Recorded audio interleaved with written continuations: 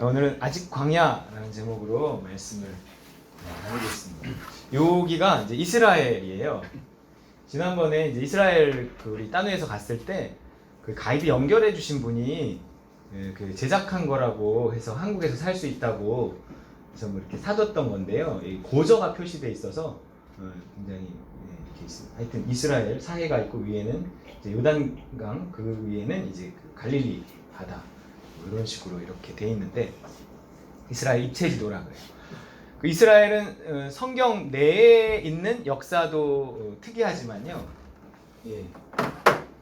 그 집이 막 도배하고 이래서 걸려있던 걸 떼갖고 뗀 김에 가져왔습니다. 한 주간 정신이 좀 없었는데. 예, 이스라엘 성경 내에 있는 역사도 특이하지만 그 성경 이후, 그러니까 예수님 이후의 역사도 특이해요. 성경 이후에 AD 70년 로마에 의해서 완전히 멸망당해 전 세계로 국민들이 흩어집니다. 나라가 멸망했어요. 다 흩어졌어요.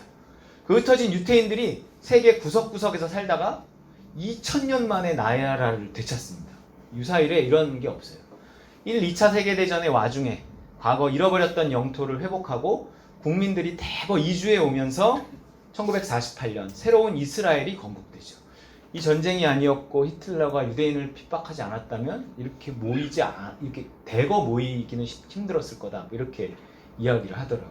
하나님이 그 역사를 주관해 가시는 이스라엘의 회복이 결국 종말을 위해서 꼭 필요하거든요.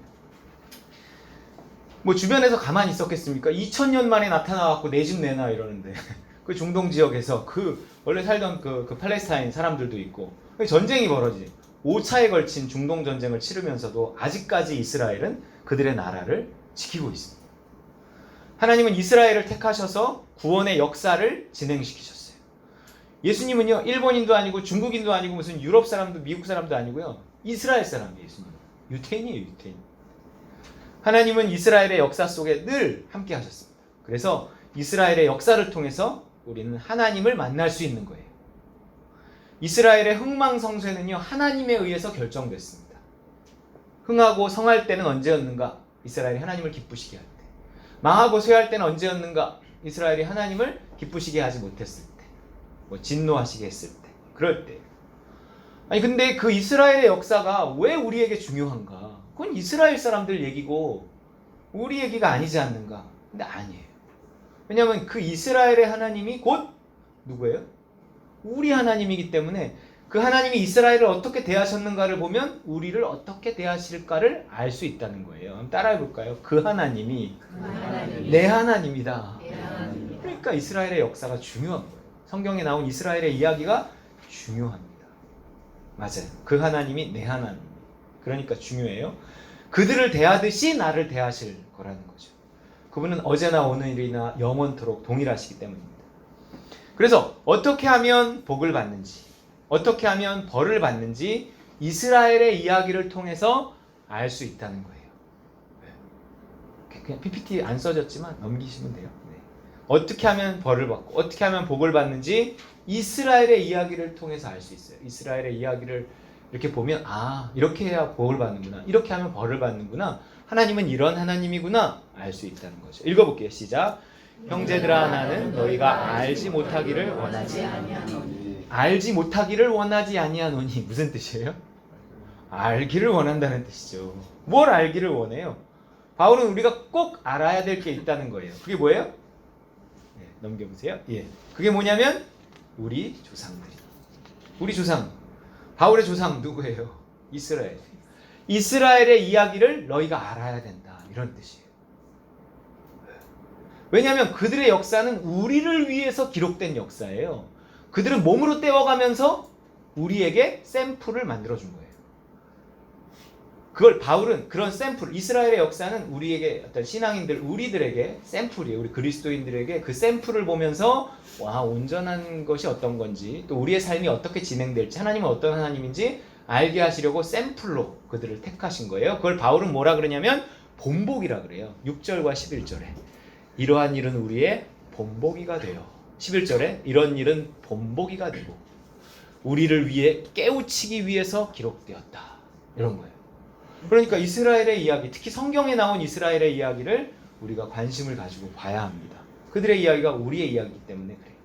성경을 보다 보면 특히 광야의 이스라엘을 보다 보면 뭐 전체 이스라엘 역사가 그렇지만 범죄하고 우상 숭배하고 그래서 하나님께 채찍맞고 그럼 막 또 울부짖고 그럼 또 하나님 건져주시고 조금 있으면 또 죄짓고 우상 숭배하고 그럼 또 하나님의 징계를 받고 또 회개하고 또 건져주시고 이러다가 어느 순간에 뭐 죽어 나가 떨어지는 사람들이 막 생기고 뭐 이런 것들 이런 걸 보면서 아이고 이 어리석은 것들 이스라엘 사람들은 왜 이렇게 좀 이상한 민족 아니야? 아니라는 거예요. 그게 누구예요? 우리 나라는 거예요. 우리라는 거예요. 네. 그렇기 때문에 단순한 그 이야기가 아니라 그 성경에 나온 거는 이스라엘의 실제 역사예요. 그들의 삶과 죽음이 다 우리의 본보기를 위해서 그들은 그냥 몸으로 때우면서 어떤 이야기들을 만들어낸 거예요. 우리를 위해서. 어떤 본보기가 그들의 역사 속에 있는가? 바울이 오늘 그 한 예를 드는데 이스라엘의 광야 생활이에요. 이스라엘이 애굽 곧 이집트에서 홍해바다를 건너 광야로 나와서 40년 광야 생활을 하고 요단강을 걸러 가나안 땅으로 들어가는 이 이야기. 이것은 한 사람이 세상에서부터 세례받고 교회 속으로 들어와 결국 요단강 건너 저천국 들어가는 하나의 그 구원의 과정을 역사를 통해서 본보기로 보여주신 거예요. 그러니까 이스라엘의 출애굽 역사를 보면 우리가 어떻게 구원받고 어떻게 훈련받고 어떻게 천국에 가는지를 알 수 있다는 거예요. 그 샘플이기 때문에. 네, 샘플을 잘 봐야 됩니다.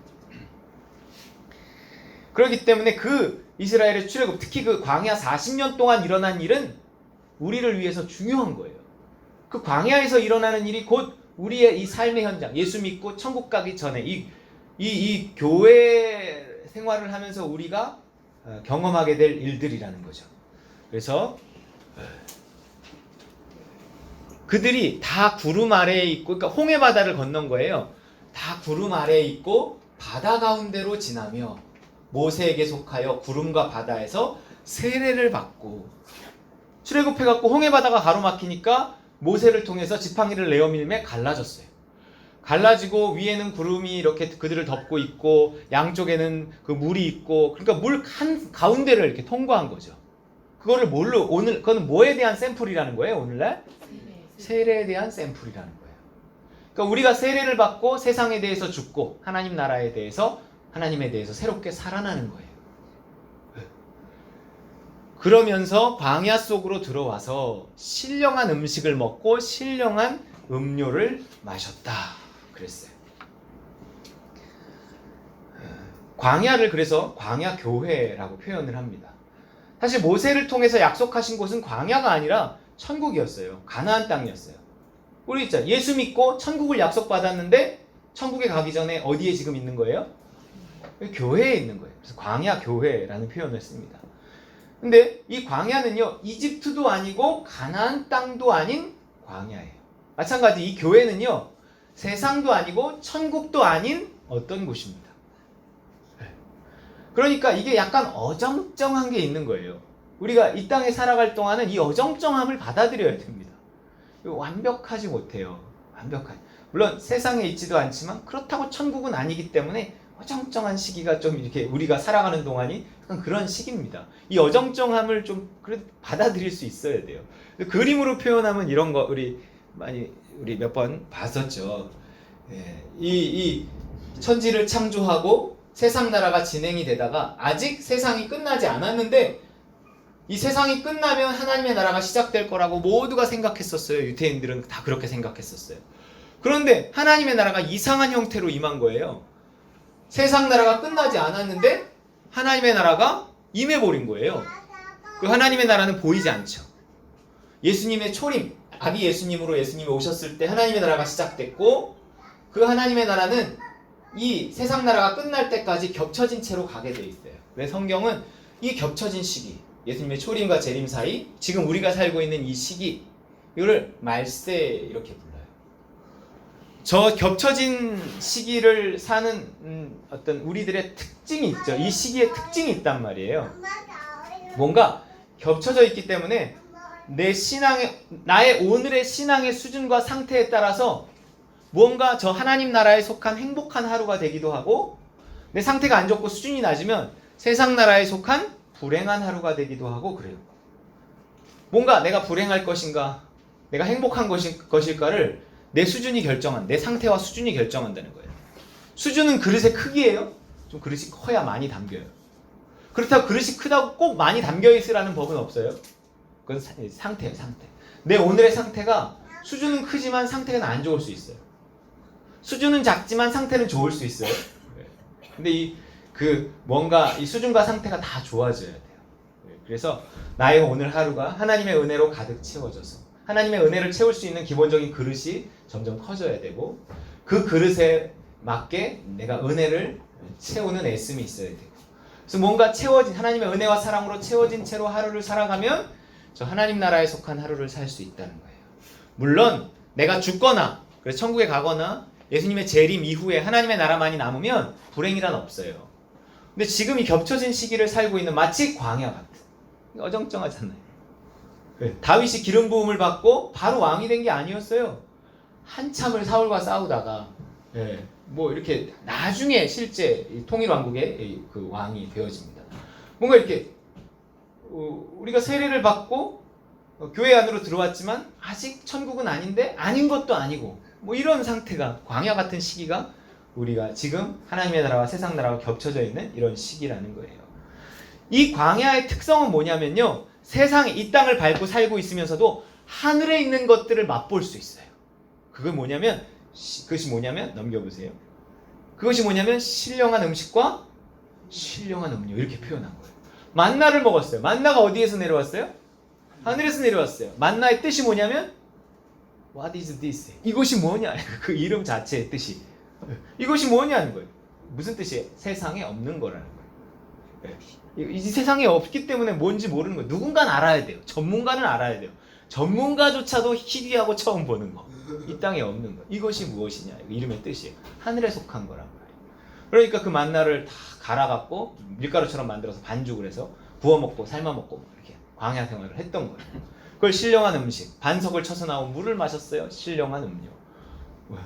뭔가 세상에 속하지 않은 것을 먹고 마시며 살았는데 결국 광야에서 그들을 먹고 마시게 한, 그들을 살게 한 것이 무엇이었는가? 하늘에 속한 그리스도였다, 이라는 거예요.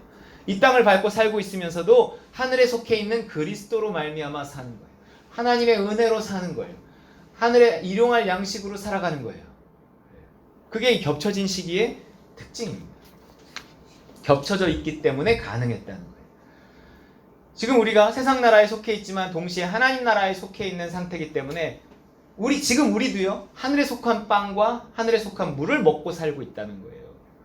지금 우리가 먹고 사는 게 단순히 내 노력으로 세상에 있는 걸 먹고 사는 게 아니에요. 세상에 있는 돈을 가지고 쓰는 게 아니에요. 다 하나님 은혜로 주어진 거예요. 지금 우리가 먹고 마시며 우리가 버는 모든 것들, 우리가 살아가는 모든 것은 다 하나님의 은혜. 하늘에 속한 그 그리스도를 먹고 마시며 살아가고 있는 거예요. 네. 세상과 똑같이 먹고 마시며 사는 것 같아도 달라요, 출처가. 세상에서 나온 것이 아니라 하늘로부터 은혜로 주어진 것입니다. 그 은혜를 힘입어 나의 오늘을 살아가는 사람, 그게 그리스도인이라 그래요. 하늘에 속한 만나예요. 이렇게 하늘에 속한 양식과 하늘에 속한 물을 마시는 경험을 하면서도 그들은 그걸 흡족하게 생각하지는 않았어요. 왜냐하면 이게 딱 만족할 만하게 주어지진 않아요. 가나안 땅은 아니잖아요. 뭔가 그들은 애굽을 나오면서 가나안 땅을 생각했는데 아직 가나안 땅이 아닌 상태 속에서 주어지는 것들은 부족한 거예요. 하나님이 광야를 마치 가나안으로 만들고 맨날 진수성찬 벌려놓을 수 있지만 그렇게 하지 않으셨어요. 광야는 광야일 뿐이에요. 일용할 양식이 주어지고 하나님과의 관계를 더 집중하고 세상에 눈 돌리지 않고, 그래서 하나님 세상의 유혹을 이겨내고 하나님 더 붙들고 의지하고, 그러면서 하나님과의 관계를 최대한 깊어지게 한 다음에 가나안 땅이 천국에 들어가야 하는 거예요. 근데 뭔가 그 어정쩡한 상태가 싫은 거예요. 뭔가 예수를 믿었으면 하나님 축복을 왕창 내려주시던지 내 삶에 무슨 행복을 왕창 주시던지, 근데 뭔가 세상의 즐거움도 누리지 못하게 만들고 어떤 천국의 어떤 것도 그냥 맛보는 거지 어정쩡한 이런 거예요. 그러니까 사람이 자꾸 하나님 나라는 보이지 않고 세상 나라는 보이니까 세상 나라에 눈을 돌리게 되고 세상 나라의 유혹에 자꾸 이렇게 기울어지는 거예요. 그러면서 하나님의 나라는 떠날 수 없으니까 세상을 원하는데 세상을 얻는 방법으로 하나님의 도움을 구해요. 하나님, 세상에 있는 저것을 갖게 해주세요. 얻게 해주세요. 누리게 해주세요. 하늘에 속한 쾌락을 누려야 되는데 땅에 속한 쾌락에 눈을 돌리면서 그것을 달라고 이야기하는 거예요. 하나님한테. 그러니까 하나님 주시나요? 야, 내가 주는 쾌락은 근본부터 달라. 세상이 주는 쾌락이 아니야. 세상의 쾌락을 나를 통해서 얻고자 하면 내가 그걸 주겠니? 뭔가 하늘에 속한 쾌락을 네가 얻고 하나님 한 분만으로 만족해요 라고 할 때 세상에 속한 어떤 것들도 그 안에서 다 누리며 살아갈 수는 있겠지만 그거 없이 그것만 달라고 하면 내가 줄 수 있겠니?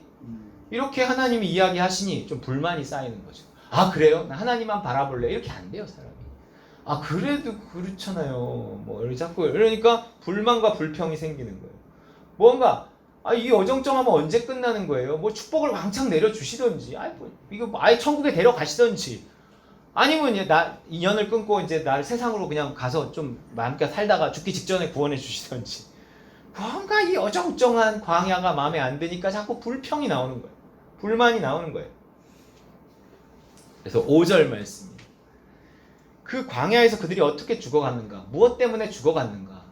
무엇 때문에 그 어정쩡함을 이겨내지 못하고 결국은 광야에서 죽었는가 하는 거예요. 시작. 그러나 그들의 다수를 하나님이 기뻐하지 아니하셨으므로 그들이 광야에서 멸망을 받았느니라. 광야란 천국이 보장된 자리가 아니에요. 천국을 준비하는 곳이지. 하나님이 약속은 하셨지만 약속은 계약이기 때문에 내 쪽에서 계약을 지키지 않으면 포기될 수 있다는 거예요.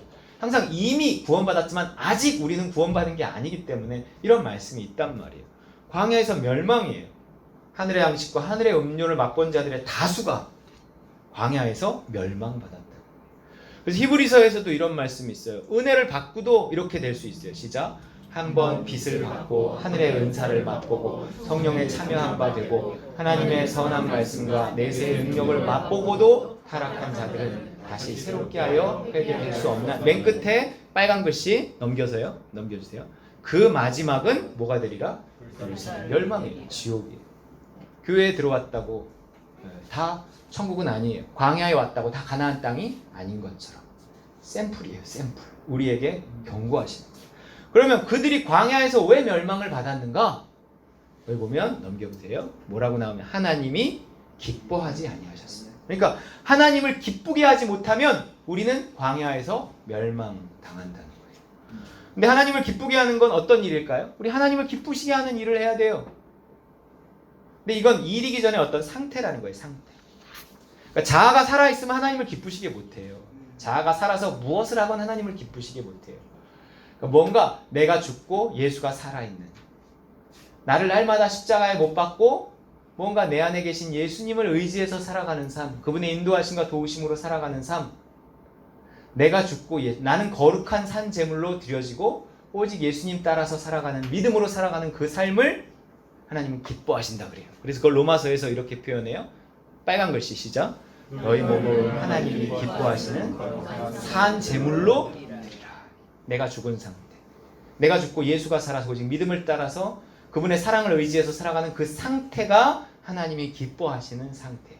그 상태에서 한 모든 일을 하나님이 기뻐하세요. 그 상태에서는 내 자아의 욕심과 두려움으로 하지 않고 오직 믿음을 따라서 해요. 내가 죽고 예수가 살았으니까 예수님 시키신 일을 우리가 믿음으로 알잖아요. 그러니까 오직 날마다 나를 십자가에 못 박고 오직 믿음을 따라 살아갈 때 그것이 하나님을 기쁘시게 한다고요. 그게 히브리서 말씀이에요. 넘겨주세요. 시작. 믿음이 없이는 하나님을 기쁘시게 하지 못한다. 내가 죽고 예수가 살아서 그 예수님 시키는 대로 믿음 따라 살아가는 삶은 하나님을 기쁘시게 하는 삶이에요. 이렇게 살아야 천국에 가는 거지, 이렇게 살지 못하고 자아가 살아있으면 광야에서 멸망당한다는 거예요. 자아가 살아나고 믿음이 줄어들면 죄를 짓게 돼요. 죄. 자아가 살아서 한 모든 일, 믿음으로 행치 아니하는 모든 일이 다 죄예요. 그런데 그들이 광야에서 이스라엘이 지었던 죄의 목록이 나오는데 그 죄는 뭉뚱그려서 딱 하나로 표현하면 이거였어요. 넘겨볼게요. 뭐예요? 우상숭배예요. 이스라엘은 그 역사 전체가 항상 이거예요. 우상숭배 때문에 망하고, 그걸 회개하고 우상을 깨트리면 살아나고, 또 우상숭배하다가 망하고, 또 깨트리면 살아나고. 여러분, 우리의 가정이 살아나고 우리의 영이 살아나고 우리의 인생이 살아나는 거는요, 우상을 깨트리는 수밖에 없어요. 이스라엘을 샘플로 통해 우리에게 보여주신 거예요. 우상이 뭐냐는 거예요. 우상이. 우리 이 나라에 우상이 있나요? 이 나라에 우상이 어디 태국 같은 데 가야 막 인도 같은 데 가야 우상. 아니에요. 이 나라는 어느 나라보다 우상이 가득한 나라예요. 그 우상이 무엇인가?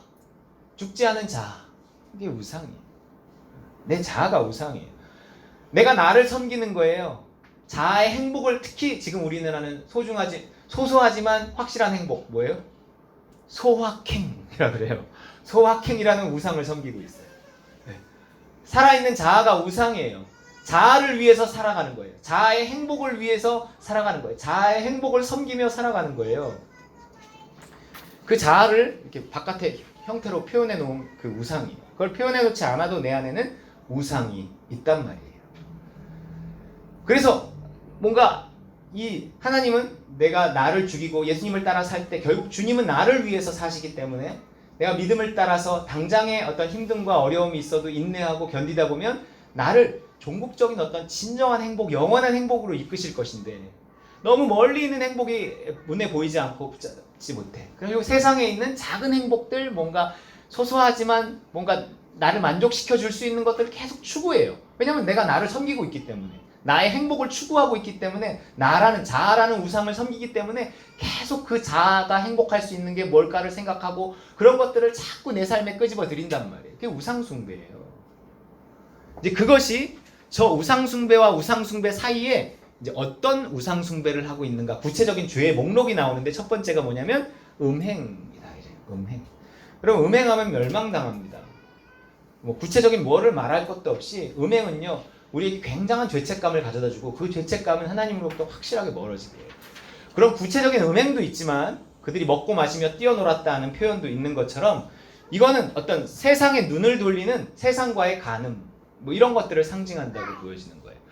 그러니까 뭔가 내가 나를 섬기면, 왜 내가 나를 섬기는가, 우상이 되어서 나를 섬기는가 하면 이게 그 하나님으로 말미암은 진정한 행복이 나한테 충분히 없으면 자꾸 세상에 눈을 돌려서 세상 속에서 내가 행복할 수 있는 것들을 자꾸 찾는 거예요. 그 중에 하나가 이제 음행인데, 음행은 그 음행이라는 뜻도 있고 세상에 속한 모든 것들을 다 의미하는 거예요. 네. 예를 들어서 먹고 마시며 뛰논다. 마시는 걸 추구하는 것도 마찬가지예요. 그러니까 뭔가 하나님을 통해 충분히 행복하면, 내 영혼이 채워지면 뭔가 그 공허함을 채우려고 다른 일들을 하지 않는다는 거예요. 음행이든 뭐 맛있는 걸 찾아다니는 것이든 세상 쾌락을 즐기지 않는다는 거예요. 누리고 즐기는 거는 문제가 없어요. 우리가 뭐 음행이 문제지 성욕이 문제는 아니거든요. 뭐 이렇게 식욕이 문제는 아니에요. 그것이 먼저 하나님을 바라보고 하나님으로 채워지고, 그리고 그 채워진 상태에서 하나님이 주시는 걸 누리는 거, 그건 다 선물이에요. 성욕도 선물이고 식욕도 선물이에요. 하나님 다 만드신 거잖아요. 성욕도 식욕도. 그렇게 그리스도 안에서 누리는 거, 하나님의 은혜로 채워진 후에 뭔가 하나님 주시는 걸 누리는 것은 문제될 게 없지만, 뭔가 하나님으로 채워지지 않아서 공허하기 때문에 내가 추구하는 것들은 다 음행이 되는 거예요. 식욕을 채우는 것도 마찬가지고 성욕을 채우는 것도 마찬가지고 세상에서 어떤 나의 만족을 위해서 무언가를 하는 것은 다 그거를 음행으로 본다는 거예요. 우리가 세상에 눈 돌리고 세상에서 무언가를 이렇게 채우려고 애를 쓰는 이유는 내가 나를 우상 숭배하고 있기 때문에, 나의 행복을 섬기고 있기 때문에 그래요. 나는 행복해야 돼. 나는 날마다 나에게 절을 하고 내가 행복할 수 있는 방법을 세상 속에서 찾는 거예요. 그것이 음행이에요.